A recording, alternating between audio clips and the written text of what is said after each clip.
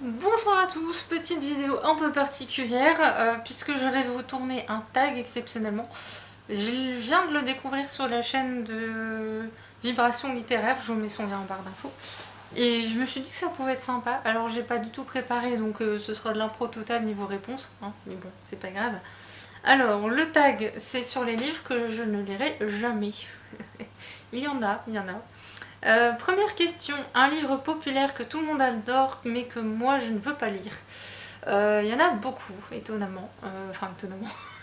En fait, généralement, quand c'est très connu, moi j'ai tendance à partir dans la direction opposée. J'ai toujours peur quand je vois des livres extrêmement populaires que moi j'en attende trop ou que j'aime pas du tout. Par exemple, un livre que je veux pas lire du tout, je sais, j'en entends déjà d'ici me dire quoi. C'est Le Seigneur des Anneaux. Je sais. Le Seigneur des Anneaux, c'est la saga que tout le monde, enfin beaucoup ont lu, mais que moi ça ne m'intéresse absolument pas, ça ne me donne absolument pas envie. Pourquoi je ne saurais pas vous dire. Alors j'ai quand même le Hobbit à lire en poche, que j'ai acheté d'occasion par curiosité, mais le Seigneur des Anneaux en lui-même non. Parce que c'est une saga en 3 tomes, ils sont tous les trois très épais et que à force de voir des gens me dire c'est trop génial, bon d'accord il y a des longueurs, mais c'est super génial. Oui mais s'il y a des longueurs et que tu les passes, c'est que t'as pas lu complètement le livre. Pour moi c'est pas lire un livre que de sauter des passages. C'est ma vision des choses. Enfin bref. 2. Un roman classique ou auteur que je ne veux pas lire. Classique. Le problème c'est le mot classique en fait là-dedans. Classique. Est-ce qu'il y a un auteur classique que j'ai absolument pas envie de lire? Il y en a qui me viennent, mais c'est plus des contemporains. Et on comprendra là-dessus, je pense. Mais dans les grands classiques, en fait, les classiques font peur en général. Que je ne veux pas lire, si je peux en dire un, c'est Camus. J'en ai lu un pour le lycée, que j'ai détesté. Je le lisais en musique dans le bus jusqu'à la dernière minute avant d'aller en cours. Tellement je l'ai détesté, La peste d'Albert Camus. Donc je ne veux plus lire du Camus. C'est un traumatisme d'écolière. Voilà. 3. Un auteur que je ne souhaite pas forcément découvrir. Alors je ne sais pas regarder forcément les noms d'auteurs. Honnêtement, si le livre m'intéresse, je vais m'y pencher. C'est pas l'auteur que je vais regarder. Après,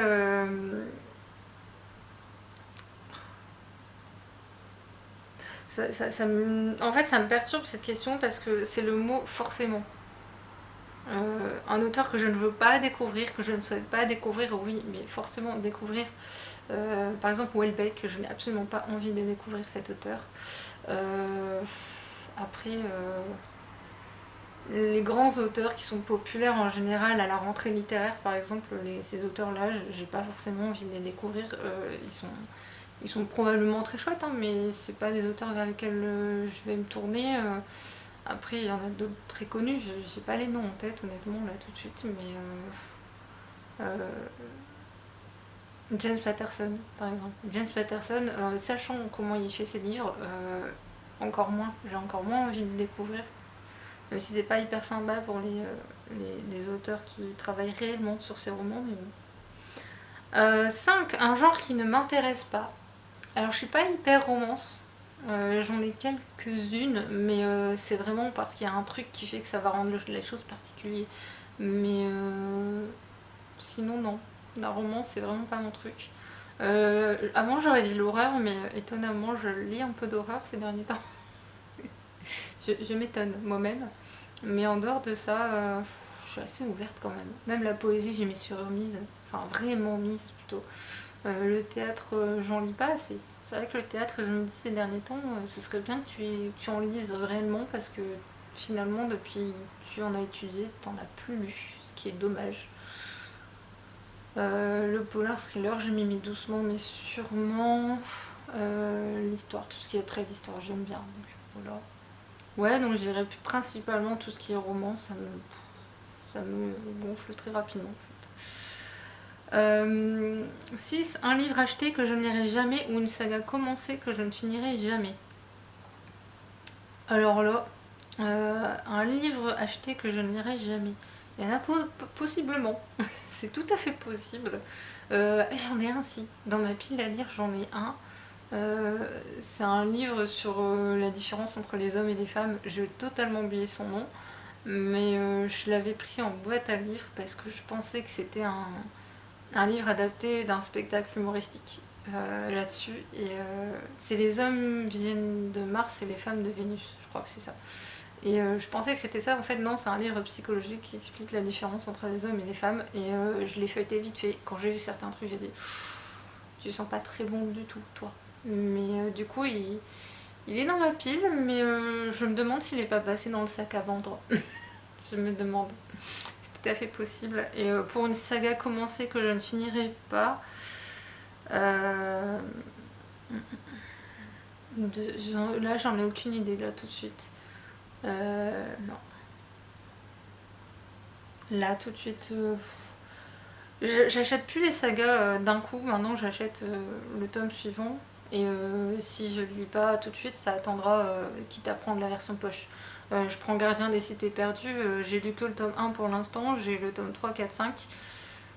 Ouais, 3, 4, 5 il me semble, et j'attends les poches, ils vont plus tarder en poche les autres, donc je vais plus me casser la tête. Mais sinon, saga, non, là tout de suite...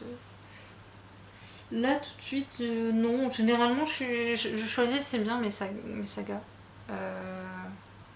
Si, il y en a une que... S'il y en a une que je finirai pas, enfin, j'ai déjà revendu le livre, mais c'était la saga... Oh mince, j'avais retrouvé le titre tout à l'heure. Avec une ado qui était victime de violences familiales et tout le monde en dit beaucoup de bien. Je l'avais lu parce que je trouve le sujet important et quand je l'ai lu, j'ai jamais acheté la suite et j'ai revendu le livre. Donc voilà.